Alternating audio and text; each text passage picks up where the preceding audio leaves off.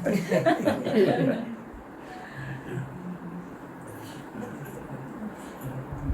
आजच्या बोलण्याचा विषय असा आहे की सुखी होत होत सुखरूप व्हा. विषय कोणता आहे? सुखी होत होत सुखरूप व्हा. तुकारामांचं एक वाक्य आहे, सुखरूपायचा तुझ्या कोण सांगा माझ्या पांडुरंगासारखा. तुकाराम मला आव्हान देतात की माझ्या पांडुरंगासारखा सुखरूप कोण आहे ते मला दाखवून द्या. आता पांडुरंगाचे आपण भक्त आहोत सगळे. पांडुरंग म्हणा, शंकर म्हणा, गणपती म्हणा, जे कोणी असेल ते आपण सगळे भक्त आहोत असं आम्ही समजतो. फार महत्त्वाचा शब्द आहे हा. मी भक्त आहे असं मला वाटतं, असं मला भ्रम झालेला आहे. आणि असं म्हणण्याचं एकच कारण, भक्ताची व्याख्या केली जो विभक्त नाही त्याला भक्त असं. समर्थांची व्याख्या दासबोधातली, जो विभक्त आहे त्याला भक्त नाही म्हणू, जो विभक्त नाही त्याला भक्त म्हणू. विभक्त म्हणजे वेगळा, हे आपल्याला ठाऊक आहे. त्याचा व्यवहारात विभक्त होण्याची प्रक्रिया चालू होते. तिचं लग्न झाल्यानंतर रामकृष्णाने आता हे विभक्त म्हणजे काय ते कळलं आपल्याला. विभक्त म्हणजे वेगळं होणं. आता मी देवापासून जर वेगळा नसेल, म्हणजे त्याचा भक्त असेल, तर देव जसा आहे तसा मी पाहिजे. देव कसा आहे? सुखरूप आहे. आता इथे म्हणण्याची कोणाची हिंमत आहे मी सुखरूप आहे म्हणून? कोणाची नाही. सुखरूप शब्दाचा अर्थ असा, सुख हे ज्याचं रूप आहे त्याला दुःखाचा यत्किंच स्पर्श नाही, असं जे काही त्याला सुखरूप म्हणतात. आणि तो जर सुखरूप असेल आणि मी देवाचा भक्त असेल तर मी कसा पाहिजे? मी सुखरूप पाहिजे. आणि आपली सर्वांची खात्री आहे मी अजिबात सुखरूप नाही. हेच कारण आहे, सुख आणि दुःख ही आम्ही बरोबरीने भोगत असतो. बरोबरीने हे स्टेटमेंट बरोबर नाही, कारण तुकारामांचं म्हणणं असं आहे, सुख पाहता जवा पाडे, दुःख परवत आहे. फार मोठं दुःख आहे. आता आपण तात्पुरतं समजूया की सुख दुःख सारखंच आपण भोगतो. फार नको त्रास व्हायला.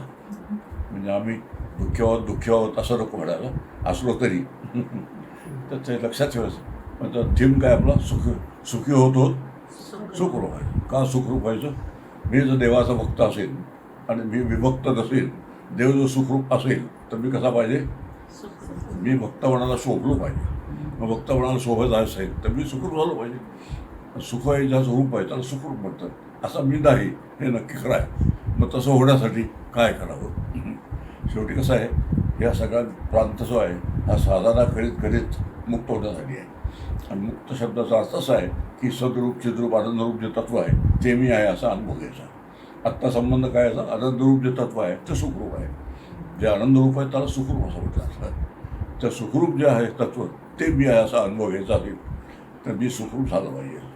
मी सुखरूप व्हायचं असेल काय करावं? त्यासाठी मग असे मी हे वाक्य सांगितलं, सुखी होत होत सुखरूप व्हा. आता म्हणण्याचं एकच कारण आहे की सुखी होण्याचा आपल्या सर्वांना छंद लागलेला असतो. काय वाटेल झालं तरी मी कसा पाहिजे? सुखी पाहिजे. सर काय वाटेल ते करून, वाटेल ते तेवढा टेवचवण्यास हरकत नाही. वाटेल ते करून मग सुखरूप आहे. सुखी आहे तर ते जे आहे तर सुखी होणं हा आपला एक सर्वांचा छंद आहे. पण सुखी होता होता आपल्या लक्षात येतं सर्वांच्या 21 वर्षाचं आयुष्य आहे तर सर्वजण मॅच्युअर आहेत. मॅच्युअर असल्यामुळे अनुभवी असल्यामुळे सुख किती दुःख किती ह्याची वाटणी किती ज्याची त्याची आपापसात ठरवून घ्यावी. बाहेर कोणी सांगू नका. बाहेर विचारलं तर कसं असतं आपलं सगळं छान आहे सांगायची मला तसं सांगावं. दुःख सांगत काय असं, पण आतमध्ये जर मी कन्व्हिन्स झालो असेल नाही असं नाही आहे किंवा तरी बरीचशी दुःखसुद्धा मला भोगावी लागतात. तर तिसरं नको तर सुखरूप व्हायचं. तर सुखरूप होण्यासाठी काय करावं? सुखी होत होत म्हणजे सुखी होण्याचा आपला जो छंद आहे तो तसा जोपासा, त्याला अडचण काही नाही. कारण दुःखी होत होत परमार्थ होत नाही. आपला प्रापंचिकाचा एक अनुभव आहे. आता तुकाराम मला असं म्हणतात, बरे झाले देवा निघाले दिवाळे. दिवाळे निघाल्याचं त्याला अजिबात दुःख नाही आहे. आमचं तसं अजिबात नाही. दिवाळी शब्दसुद्धा चालणार नाही. हे एक वास्तव आहे. त्यामुळे दिवाळी निघण्याची किंवा दुःखी होण्याची अजिबात आवश्यकता नाही. मग सुखाची जोपासना करत करत आपण सुखरूप होणं हे आपलं ध्येय असायला पाहिजे. दुःखी होतो किंवा दुःखसुद्धा सोसत आम्ही सुखरूप होऊ शकणार नाही. पण सुखी होतो. आता सुखी होण्यात 2 हे आहेत, अडचणी आहेत मोठी. एक अडचण अशी की सुखी होता होता सुखाची एवढी चटक लागते की दुःख अजिबात सहन होत नाही. मग त्यामुळे दुःखाचा जरी वारा आला तरी सुद्धा लगेच त्रास होतो. आता दुःखाचा वारा तर सगळ्यांना अनुभवला आहे. काहीतरी कारणाने दुःख अनुभवाला येणारच आहे. आणि ते नको असं कसं सांगेल तर दुःख येणारच आहे वाटायला. याचं कारण आहे. असं का? प्रत्येक प्रश्नाचं उत्तर परमार्थशास्त्र देतं. आम्हाला जे सुख दुःख दोन्ही भोगायला त्याचं कारण काय. आता शास्त्र सांगतं ते होय म्हणायचं. काय म्हणायचं? आधीच म्हणा हो. मी जे सांगेन तर हो असं म्हणा. आता शास्त्र असं सांगतं की आपला जो मनुष्यजन्म मिळालेला आहे तो मनुष्यजन्म का मिळाला, तर ज्या वेळेला आमचं पापण पुण्य समान होतं त्यावेळेला आम्हाला माणसाचा जन्म मिळालेला आहे. ज्या अर्थी आपला आता माणसाचा जन्म आलेला आहे त्या अर्थी आमचं पापण पुण्य कसं झालं आहे, समान झालेलं आहे. मग असं म्हणून म्हटलं होय म्हणा. कशावरून काय कोणी सांगितलं वगैरे ही चौकशी करायची नाही. कारण हे जे काय आहे आपल्या हितासाठी सांगितलं असतं. तर तसं अनालिसिस करण्यासाठी सांगितलेलं नाही आहे. तर जसं आहे तसं स्वीकारावं, त्याला श्रद्धा म्हणतात. ते मी स्वीकारलं तर आपला पुढचा सुखाचा प्रवास जो आहे तो सोपा होत जातो. मी काय म्हणतो, सुखरूप सुखाने सुखरूप होण्याचं थांबू नका. मुद्दा तोच आहे. दुःखी होण्याची आवश्यकता नाही आहे. आणि हे जर लक्षात घेतलं तर सुखी होता होता आपण दुःखी होतो हेही आपल्याला अनुभव आहे चांगल्यापैकी. पण सुखदुःख का होतात तर मी मगाशी म्हणालो आपलं सुखदुःख समान झाली म्हणून माणसाचा जन्म मिळाला. पुण्याचं फळ सुख आहे आणि पापाचं फळ दुःख आहे असं शास्त्र सांगतं. तर पुण्याचं फळ सुख असल्यामुळे पुण्याचं जेवढं फळ आहे तेवढं आम्हाला मिळणार आहे आणि पापाचं फळ जेव्हा दुःख असल्यामुळे तेही आम्हाला तितकंच मिळणार आहे, कारण समान झालेली आहे. बघा कसं काय गणित आहे बघा. पापण पुण्य समान झाली, सारखी झाली म्हणून माणसाचा जन्म मिळाला. ज्या अर्थी पापण पुण्य सारखी झाली तर पापाचं फळ जेवढं आहे तेवढंच पुण्याचं एक फळ मिळणार आहे. त्यात कमी जास्त होणारच नाही. आणि हेच आम्ही स्वीकारलं त्यावेळेस ॲक्सेप्ट वाढतो, शरणागती म्हणतात त्याला. पापण पुण्य आहे खरं. आता यातून मार्ग काढायचा. प्रत्येक पाप पुण्य काही बदलता येत ना, जे आम्ही ज्यातून आम्हाला असेल मिळाला ते नाही बदलता येत. मग आत्ता आमच्या हातात काय आहे, तर आमच्या हातात आत्ता एकच आहे की सुखदुःख हे जे आहे हे काही वेळा असं होतं मला आठवण करून द्या कुठे थांबलो मी. सुखाचं फळ पुण्याचं फळ सुख मिळतं, दुःखाचं फळ आपलं पापाचं फळ दुःख मिळतं. त्यामुळे मला असं माझ्या वाट्याला हे का आलं अशी चौकशी नाही करायची कोणाकडे, त्या त्रागा करून घ्यायचा नाही. मी असं काय केलं होतं की ज्यामुळे हे माझ्या वाट्याला यावं इत्यादी इत्यादी या सगळ्या प्रकारे आपण गोष्टी व्यक्त करत असतो. तर आपल्याला आपलं चांगलं कारण ठाऊक आहे. ज्या अर्थी मी माणूस म्हणून जन्माला आलो त्या अर्थी मला सुखदुःख सारखे झाले. सुखाचं फळ आपलं पुण्याचं फळ सुख आहे, पापाचं फळ दुःख आहे. ते भोगावे लागणार आहे. याला म्हणतात ॲक्सेप्टन्स. शरणागती शब्दाचा अर्थ असा आहे की जे पापाचं फळ आहे दुःख, पुण्याचं फळ आहे सुख, ते मी दोन्ही ॲक्सेप्ट करणार आहे. आणि असं ॲक्सेप्ट केल्यानंतर असं बघाशी जो मी प्रश्न विचारला माझंच असं का व्हावं हा प्रश्न आपल्याला पडत नाही. मग त्याने असं काय केलं की सुखी राहावा. माणूस मोठा विचित्र, मी सुखदुःख का भोगतो हा एक प्रश्न आहेच, पण त्याने असं काय केलं जो सारखी सुख दिसतो. आता आपल्या भाषेत अनुभव घेते पण ते माणसाचं तसं नाही आहे. आता मग आपल्या हातात काय आत्ता आपल्या हातात एकच आहे. देव जो आहे मग असं म्हटलं तो सुख आणि दुःख हे दोन्ही चालत नाहीत. तो सुखरूप आहे आणि तो जो सुखरूप असेल आणि मला जर तसं व्हायचं असेल तर मी त्याचा भक्त झाला पाहिजे. जोपर्यंत मी विभक्त आहे तोपर्यंत मी भक्त होऊ शकणार नाही. भक्त होऊ शकत नाही तोपर्यंत सुखरूपाला मला येणार नाही. मग त्यासाठी काय करायचं तर सुखी होता होता काय व्हायचं सुखरूप व्हायचं. आता सुखरूप व्हायचा उपाय काय. आता आत्मा जो आहे आपला तो आत्मा सद्रूप आहे, चिद्रूप आहे आणि आनंदरूप आहे. आपण नेहमी सच्चिदानंद शब्द ऐकतो. म्हणजे सत म्हणजे काय, चित म्हणजे काय, आनंद बघा याची फारशी चौकशी करत नाही. आपलं मुलाचं नाव आपण सच्चिदानंद ठेवू बरं का. मुलाचं नाव काय सच्चिदानंद, पण म्हणजे काय चौकशी करायची नाही का हे छान वाटतं. असा सत शब्दाचा अर्थ असा होतो पदार्थ निरपेक्ष अस्तित्वाला सत म्हणतात. ज्याचं अस्तित्व काहीतरी असल्यावर अगर काहीतरी नसल्यावर अवलंबून नाही असं जे काही तत्व आहे त्याला सत असं म्हणतात. खूप व्याख्या लक्षात ठेवण्यासारखं असं अवघड काहीच नाही. सत म्हणजे सत्य लक्षण अंधेर वचनाचा वेगळा शब्द आहे. सत शब्दाचा अर्थ असा होतो जे आहे आहे आणि आहे. आता माझं शरीर कसं आहे गाठ होता शरीर. आता हे शरीर पूर्वी नव्हतं, आज नक्की आहे आणि पुढे नक्की. मी तुमचं म्हणायचं तुम्ही माझं म्हणायचं कारण तेवढं एक जरा शब्द नको वाटतो. ते आता एक वास्तव आहे. आज आहे त्याच्या अर्थ नक्की एखादा आहे आणि तू उद्या जाणार हे सुद्धा खरं आहे. त्यामुळे माझं शरीर सच्च लक्षणांची जुळत नाही. मुद्द्याची गोष्ट झाल्या, माझं शरीर सतच्या लक्षणाची जुळत नाही. का? कारण ते आज पूर्वी नव्हतं, आत्ता आहे, पुढे असणार नाही. म्हणून सतच्या लक्षणाची जुळत नाही. ते मी असता कामा नाही. कारण तत्व कसं आहे, सद्रूप, चिद्रूप आणि आनंद.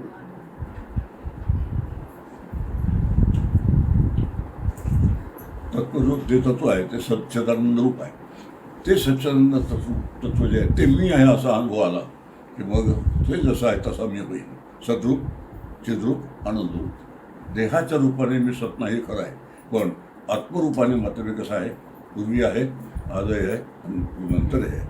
असं जे आत्मरूप तत्व आहे, देह नावाचं, ते मी आहे असा अनुभव घेतला की आपलं काम झालं. सोपं झालं फार. बोला ते मी असं आपलं काम झालं असं नाही काम लवकर होते. खूप दिवस जातात, त्याला मेहनत फार करायला लागते. आता आमच्यासारखं इझी गोईंग लाईफ जगत जगत ते नाही होत काम. काय म्हणावं, इझी गोईंग हळूहळू हळूहळू सावकाश सावकाश बेताने असं नाही सर. तर टोटल डेडिकेशन ज्याला म्हणतात तेच ध्येय असलं पाहिजे. सगळी ध्येय बाकीची बाजूला ठेवायची. त्याला ध्येयाचा दर्जा द्यायचा नाही. सगळं जास्तच आहे, जसं आहे तसंच आहे, पण ध्येयाचा दर्जा नाही द्यायचा. म्हणजे काय, उदाहरणार्थ श्रीमंत होणं हा हे ध्येय ठेवता कामा नाही. त्याला ध्येयाचा दर्जा नाही. श्रीमंत होत गेलं छान आहे, पण ते ध्येय जर ठेवलं आणि ते पूर्ण झालं नाही तर काय होतं, मग त्रास, दुःख व्हायला लागतं. मग आपल्याला काय नको आहे, नक्की दुःख नको आहे आणि काय हवं आहे, सुख हवं. हे जर नक्की ठरलं असेल तर अशा पद्धतीने ज्या गोष्टी आहेत त्याला ध्येयाचा दर्जा नाही द्यायचा. शरीर अखंड टिकून राहावं, त्याला ध्येयाचा दर्जा देता येईल का? देता येणार नाही, कधीच कोणालाच देता येत नाही. मग ते मी नाही असं ठरलं आणि खरा मी कोण आहे जर मला कळलं तर मग खरा मी जो आहे तो सद्रूप, चिद्रूप आणि आनंदरूप आत्मा आहे. आणि तो मी असं कळलं तर देहाबरोबर मी जाणार आहे अशी आपल्याला भीती वाटणार नाही. आणि जिथे भीती आहे तिथे दुःख असतं आणि भीती नाही तिथे सुखरूप असते.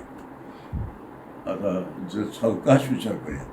पण खूप लोक जमलेत म्हणून मलाही बोलावंसं वाटतं. थाप लागली खरी, पण नाही. सच्चिदानंद तत्व आहे ते मी आहे असं मला अनुभव घ्यायचा आहे. आणि सत शब्दाचा अर्थ असा होतो, पूर्वी आहे, आजही आहे, नंतर आहे. शरीर माझं तसं नाही नक्की आहे. मग आत्मध्ये आपलं असं एक तत्व आहे असं शास्त्र आपल्याला सांगतं. आत्मा नावाचं की जे मी आहे, तत्वमसी महावाक्यच आहे, ते मी आहे. की असा हा अहम, की त्याचं तत्वमसी द्वितीय पुरुष एकवचनी आहे, सोहम प्रथम पुरुष एकवचनी आहे. तेव्हा वाचक जो आहे, अभ्यासक जो आहे, त्याने द्वितीय पुरुष एकवचनी जे वाक्य आहे तत्वम असी, याचं रूपांतर करून यायचं. आणि म्हणून समर्थ म्हणतात तत्वमसी महावाक्य उपदेश भला तरी त्याचा जप नाही बोलला. फार मार्मिक गोष्टी सांगतात. तत्वमसी उपदेश फार छान आहे, पण त्याचा जप नाही करायचा. तत्वमसी तत्वमसी तत्वमसी आपल्याला प्रत्येक गोष्ट जपात घालण्याची सवय झालेली आहे. तिथे विचार जिथे करायचा असतो ते जप करून चालणार नाही. म्हणजे ते विचार आहे, ते विचार जिथे केला पाहिजे. साठी तत्वमसी आहे, महावाक्य आहे, त्या महावाक्याचा एक विचार आहे. तो विचार केल्यानंतर आपल्याला कळतं ते जे तत्व आहे ते मी आहे. ते तत्व म्हणजे आत्मा. आत्मा कसा आहे, सद्रूप, चिद्रूप, आनंदरूप. जो पण देह म्हणजे मी असं वाटतं मला, तोपर्यंत मी आत्मा आहे असा अनुभव येण्याची शक्यता अजिबात नाही. आपल्याला खात्री करून घेतली पाहिजे आपण, हे मी नाही. आता एवढं सांगतो, आता हे मी नाही कसं ठरवायचं, मुद्द्याची गोष्ट आहे फार. कारण कुठे घेऊन भिडलं आहे ते लांब आहे, तो पण परवार्थ ठीक आहे, ग्रंथात आहे, देवळात आहे, तीर्थक्षेत्रात आहे, असू दे, तसा असो ते सण. पण आपल्याशी येऊन भिडला की तो फार कठीण होत असतो. आपल्याशी येऊन भिडल्यानंतर आपण काय करायचं, तर त्याचा एक उपाय आपल्याला, एक वाक्य आहे. ते वाक्य सगळ्यांनी म्हणा, लहान मुलासारखं म्हणा, जे माझं आहे ते मी नाही म्हणा. जे माझं आहे ते मी नाही. 3 वेळा म्हणा. जे माझं आहे ते मी नाही. जे माझं आहे ते मी नाही. बरोबर आहे काय वाक्य? हे जे वाक्य म्हणायला सांगितलं, बोकायला सांगितलं, ते वाक्य बरोबर आहे का चूक आहे? काही बाबतीत तुम्हाला चूक ते आहे. बरोबर काही आहे? बाबतीत चूक आहे. जे माझं आहे ते मी नाही असं ठरलं. तर मग आता हळूहळू आपल्याला लांबून सुरू करूया. जे घर समजा माझं आहे, घर माझं आहे हे प्रश्नच नाही. घर म्हणजे मी का? घर माझं गुरगुर आहे. ते मी असतं तर काय झालं असतं. ते माझं आहे ते मी नाही नक्की असेल. घर माझं असल्यामुळे मी घर नाही हे ठरलं. थोडं लांबून सुरू करूया, जवळ यायचं आहे पण जरा हळूहळू करूया. आता घर माझ्यानंतर हा शर्ट जो आहे हा माझा आहे, थोडं जवळ आलं. पण शर्ट मी आहे का? माझ्यामुळे शर्ट आहे किंवा शर्टमुळे मी आहे? ते माझं आहे, पण हे खरं आहे, शर्ट मी नाही, हेही खरं आहे. सगळं हळूहळू हळूहळू ठरत गेलं की मग अगदी खूप जवळ येतं. शरीर माझं आहे का मी शरीर आहे? आता एवढं आमचं ठरतं. शरीर ज्या अर्थी माझं आहे असं मला वाटतं त्या अर्थी ते मी नाही. कारण शरीर माझं आहे कसं होऊन काय वाटेत झालं तरी हे जम चालतं का? हे गेलं की मी जाणार आहे. सर्वांची खात्री काय? शरीर गेलं की मी जाणार आहे. म्हणून सर्वांचं असं पक्क ठरलेलं आहे की शरीर जाता कामा नाही. आणि ज्याचा आम्ही उपासना करतो, रात्रंदिवस पूजा करतो, नाम घेतो, ग्रंथ वाचतो, पारायण करतो, त्याचंही असं ठरलेलं आहे काय वाटेत झडते नेल्याशिवाय. आता मोठे म्हणतात ते पूजा करावी की नाही देवाची? पूजा केली तरी तेच, नाही केली तरी पूजा करायची की नाही? थोडा विचार केला तर हे गोष्टी असंच करतात. मग आता जे माझं आहे ते मी नाही असं ठरलं असेल, पण शरीर गेलं म्हणजे मी जाणार आहे हा जो भ्रम आहे, हा भ्रम जर हळूहळू दूर केला तर आपल्याला सुखरूप होण्याची वाटचाल जी आहे ती सुखरूप होण्याची वाटचाल सुखरूप आहे. पण कसं आहे, शरीर मी आहे हा भ्रम इतक्या जन्माजन्मांचा आहे की तो असा सहजासहजी एक प्रवचन ऐकून जाणार नाही. आणि जे प्रवचन करतात त्यांचं गेलेलं असंही नाही.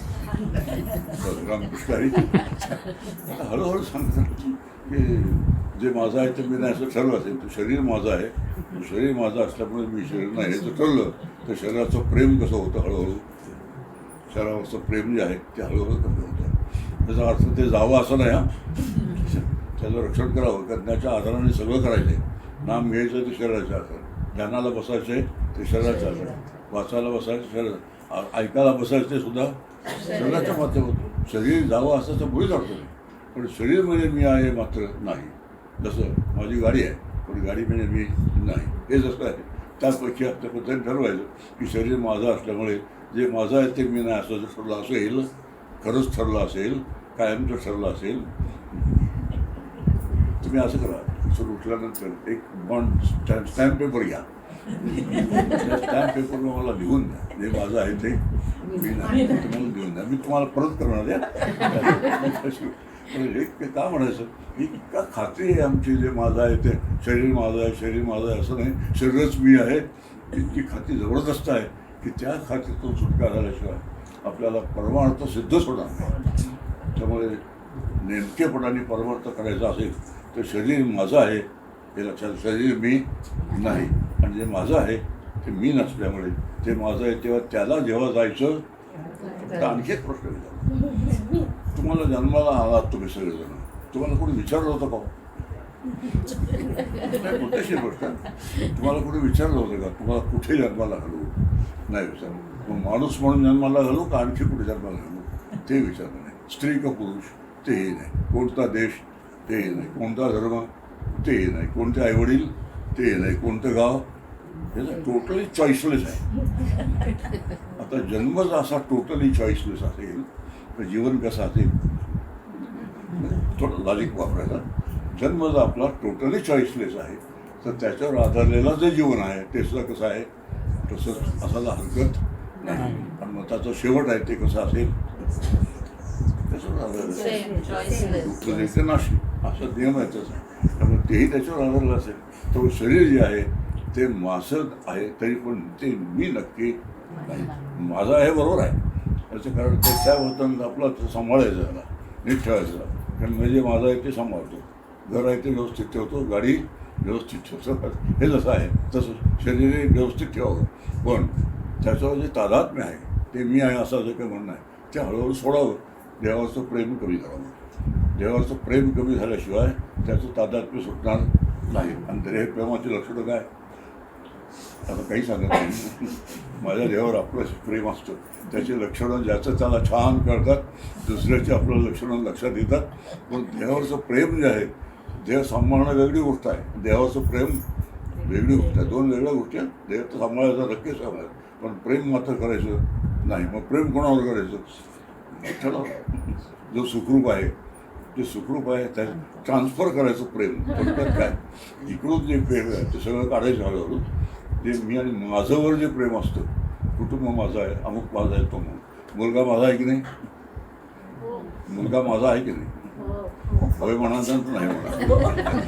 आता हे जर ठरलं असेल मुलगा माझा आहे असं मी वर्षानुवर्ष भोगला, पण एक दिवस तो तिचा झाला. तिचा झाला म्हणजे कोणाचा झाला, तिचा झाल्यावरती ती त्याला घेऊन गेली. ती त्याला घेऊन गेल्यानंतर आता तो माझा राहिला नाही. मग आता काय करायचं, रडायचं. ही जी काही कहाणी आहे, कथा आहे, ती सगळी कथा आपल्याला थोडा विचार केला तर थोड्या विचाराने कथा जी आहे या कथेतून आपण बाहेर पडतो. म्हणजे माझं आहे ते मी नाही आहे जर ठरलं, जर मुलगा माझा आहे खरं आहे पण मुलगा म्हणजे मी आहे का नाही, घर माझं आहे खरं पण मी म्हणजे घर आहे का नाही, हे जसं खरं तसं शरीर माझं आहे हेही खरं पण मी म्हणजे शरीर नाही. मग मी म्हणजे शरीर जर नाही असं असेल मग मी म्हणजे राहिलंच तरी कोण. आपलं असं आहे, सर्वांची प्रत्येकाची खात्री आहे हे मी आहे, शरीर म्हणजे मी आहे. आता शरीर म्हणजे मी नाही असं ठरलं तर मी कोणीतरी आणखी वेगळा असायला पाहिजे. त्याला सोहम म्हणतात. काय प्रक्रिया, सोहम म्हणजे सहा म्हणजे काय, सहा म्हणजे आत्मा. तो आत्मा जो आहे तो मी आहे. आता एक मोठी अडचण आहे, आत्मा दिसत नाही, कळत नाही. दिसत नसल्यामुळे कळत नसल्यामुळे माणसाचा स्वभाव आहे जे जे दिसत नाही आणि जे जे आम्हाला कळत नाही ते ते अस्तित्वात नाही असं जे काय बघत. इथे श्रद्धेचा प्रश्न आहे. तो आत्मा नावाचं एक तत्व आहे आणि ते मी आहे असं संत आपल्याला सांगतात. संत जेव्हा मला काही उपदेश करतात त्या उपदेशामध्ये त्यांना काही नको असतात. तो उपदेशाची क्रेडिबिलिटी ज्याला म्हणतात, विश्वासार्हता, ती कशी काय समजायची तर संतांना माझ्याकडून काही नको आहे.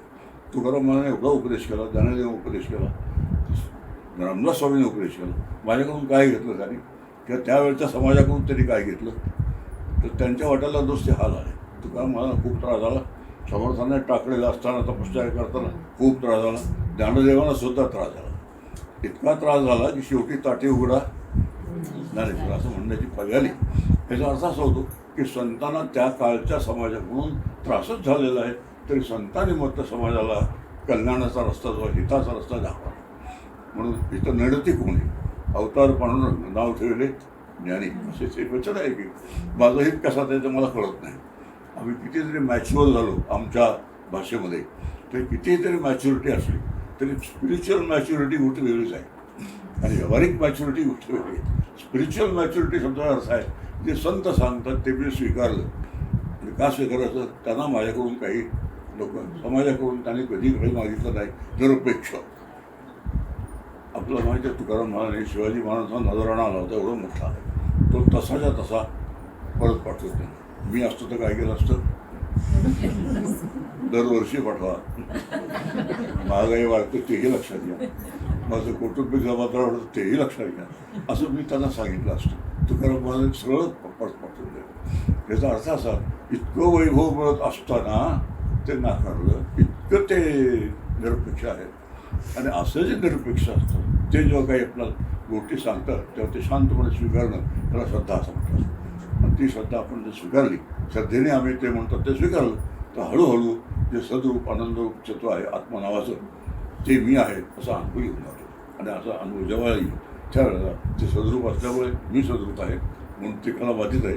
सत्य शब्दाचा अर्थ असो तिने काळ जे आहे आहे आणि आहे असं जे काही आहे पडाणे जे आहे त्याला गुंतागुंतीची भाषा आली, पण जे आहे पडाणे आहे प्युअर आहे ज्याला म्हणतात, काहीतरी आहे ही गोष्ट वेगळी आणि केवळ अस्तित्व नावाचं तत्व आहे ते वेगळी. आणि असं जे तत्व आहे ते मी आहे असं जे अनुभव येतो त्यावेळेला मरणाची भीती जाते. त्यामुळे हे गेलं की मी जाणार ना, त्यामुळे वाटेल झालं तरी हे जाऊ चालत नाही. डॉक्टरांचं सुद्धा जातं, आता मी त्यातच आहे. आता त्याच्यामुळे ते सगळ्यांचं जातं. मग आता ते असे जात जा असे हे ठरलेलं आहे, तर जे ठरलेलं आहे त्याला आव्हान कशाला देत बसायचं. नक्की देते ना असे हे सर्वांचा अनुभवाने ठरलं आहे का आपल्या डोळ्यात देखत देखत रामकृष्ण आणि काय काय झालेलं असतं. पण आपण कशाच्या आधाराने राहतो पण माझं तसं होणार नाही असं आमची खात्री असते. पण तसं असं होत नाही. केव्हा त्यांनी जे व्हायचं ते होणार आहे. मग त्याच्या दहशतीत राहायचं. दहशतीत राहणं सुख आहे का दुःख आहे? दुःख आहे. आणि आपल्याला काय हवं आहे, आपला परसूट काय आहे, सर्वांचं आपलं हे काय आहे, सुख आहे. आता सुख जर पाहिजे असेल तर देह म्हणजे मी असं ज्याला वाटतं त्याला ते म्हणणं कदापि शक्य नाही. म्हणून देहाची भीती, जाण्याची भीती, आणि भीती नावाचं दुःख मोठं आहे फार. एक लक्षात घ्या, भीतीला आम्ही दुःखाचा दर्जा देतच नाही. त्याचं कारण आहे की सुखदुःख आमच्या दृष्टीने ऑब्वियस असतं. दुःख झालं, काही वेदना झाल्या, दुःख आहे. आजार झाला, दुःख आहे. पुढे गेलं, दुःख आहे. धंदा बुडाला, दुःख आहे. मुलगा न सांगता गेला, दुःख आहे. मुलगी पळून गेली, रामकृष्णाने.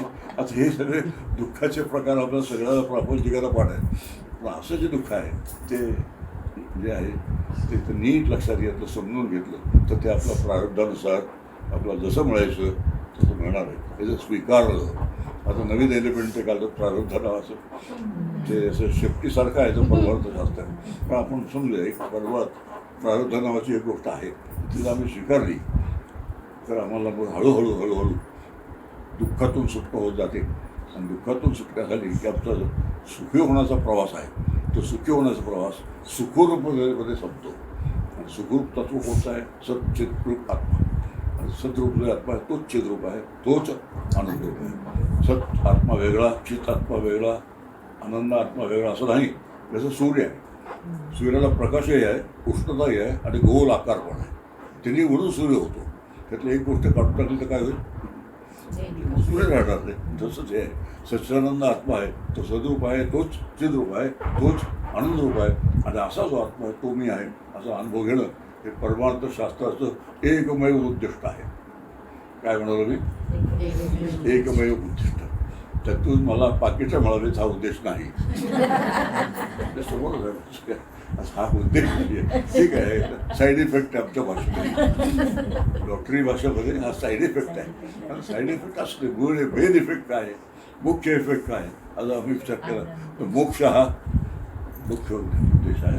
आणि तो आपल्याला बरोबर जर जमला तर सद्रूप, चिद्रूप, आनंदरूप असं तत्व आहे, ते मी आहे असा अनुभव. चिद्रूप म्हणजे काय, आनंदरूप म्हणजे काय हे थोडक्यात सांगतो. विषय निरपेक्ष सुखाला आनंद म्हणतात. विषय निरपेक्ष सुखाला, की जो आनंद कशावरही कोणावरही अवलंबून नाही. सुख जे असतं ते कशावर तरी किंवा कोणावर तरी अवलंबून असतं. कशावर तरी म्हणजे पदार्थ, आणि कोणावर तरी म्हणजे व्यक्ती आणि वस्तू. कोणावर तरी म्हणजे व्यक्तीवर, कशावर तरी म्हणजे वस्तूवर. आता सगळ्यांनी विचार करा की वस्तूवर जर मी माझं सुख अवलंबून ठेवलं किंवा व्यक्तीवर जर अवलंबून ठेवलं एखाद्या, तर ते सुख चिरंतन राहील का नाही राहणार? आपण स्वतःशी उत्तर द्या, मोठ्या ठिकाणी बोलू नका. पण एक गोष्ट नक्की आहे की व्यक्तीवर जर मी माझं सुख अवलंबून ठेवलं, कोणतीही व्यक्ती असू दे, व्यक्ती अनेक नात्यांमध्ये व्यक्ती आपलं हे वाटलं गेलेलं आहे. व्यक्ती जे आहेत अनेक नात्यात वाटल्या गेलेल्या आहेत. बस इतके जे अनेक नात्यात वाटल्या गेलेल्या व्यक्ती आहेत, त्या व्यक्तीवर जर माझं मी सुख अवलंबून ठेवलं तर व्यक्ती जी असते ती प्रत्येक व्यक्ती प्रथम सुखाचा विचार करते स्वतःच्या. आत्मानुच सुखावा एक फार उपदेशातला सिद्धांत आहे. प्रत्येक व्यक्ती प्रथम स्वतःच्या सुखाचा विचार करते, मग जमलं तर दुसऱ्याच्या दुःखाचा विचार करते. यालाच म्हणतात उपदेशाचा सिद्धांत. आत्मानुच सुखावे सळून प्रवृत्ती. हे उद्देश सगळं सांगण्याचं एकच आहे की सद्रूप, चिद्रूप आणि आनंदरूप म्हणजे काय ते आपल्याला कळावं. आणि असं जे सद्रूप, चिद्रूप, आनंदरूप तत्व आहे आत्मा नावाचं, ते मी आहे असा अनुभव घ्यायचा. आता एक अडचण आहे, शेवटचा विषय, आत्मा अदृश्य आहे. आत्मा आपल्याला दिसत नाही, आपल्याला कळत नाही. म्हणून विठ्ठल आणि आत्मा दोन्ही एकच आहेत असं आपण. दत्तात्रय आणि आत्मा एकच आहेत, शंकर आणि आत्मा एकच आहेत. असं जेव्हा आमचा निश्चय होईल की दत्तात्रय ब्रह्म जे आहे, वस्तू जी आहे ती दत्तात्रयाच्या रूपाने प्रकट झाली, शिवाच्या रूपाने प्रकट झाली, विठ्ठलाच्या रूपाने प्रकट झाली. त्याला म्हणतात सगुण आणि दुर्गुण. तर आत्मा जो आहे तो निर्गुण आहे आणि विठ्ठल आहे तो काय आहे? मग आपल्याला सगुणाचा आधार असतो. सगुणाचं नाम घ्यावं, सगुणाचं चरित्र घ्यावं, सगुणाच्या अनुसंधानात राहावं, हे सहज आपल्याला शक्य आहे. आणि जेव्हा आपला निश्चय असेल की विठ्ठल आणि ब्रह्म दोन्ही एकच आहे, गणपती आणि ब्रह्म दोन्ही एकच आहे, हे जर निश्चय झाला तर तेच मोठं गणपती आहे. आता मीच आता वाढवते माझा विषय. आता गणपतीला काय आहे, आम्ही कोणता गणपती आम्हाला नापसंत असतो. थोडा विचार, माणूस किती मतलबी आहे ते, अतिशय मतलबी. असं गणपती जो आहे कम अवस्थात राहते, कम देहात राहते असं आपण म्हणतो गणपतीला. गणपतीला कसं आहे, करता, धरता आणि हरता. काय म्हणालो, करता तोच आहे, दत्ता तोच आहे आणि हरता तोच आहे. निर्माण करणारा तोच आहे, सांभाळणारा तोच आहे आणि नेणारा तोच आहे. तो जर गणपती असेल असा तर त्यातला कोणता गणपती आम्हाला पसंत नाही हाच प्रकार जास्त असतो. पण गणपतीबद्दल काय म्हटलं सांगू, वेदांत जो महारसू बोधको बिरवे ज्ञानेश्वरीमध्ये पहिला ते अगदी सुरुवातीला वेदांत तो महारसू बोधको. ज्ञानेश्वर महाराज म्हणतात वेदांताचा रस आहे तोच मोदक आहे. म्हणजे वेदांत हाच मोदक. ते काय खातात, कोणता मोदक खातात, वेदांताचा, आणि आम्ही कोणता खातो. आता एवढा मोठा फरक आहे आणि एवढा मोठा फरक जो नीट लक्षात घेतला तर संतांचं शिकवण जी आहे, शास्त्राची शिकवण आहे, ती नीट समजावून घ्यावी. त्यामध्ये कुठलीही कृत्रिमता येऊ नये, यांत्रिकता तर मुळीच होऊ नये.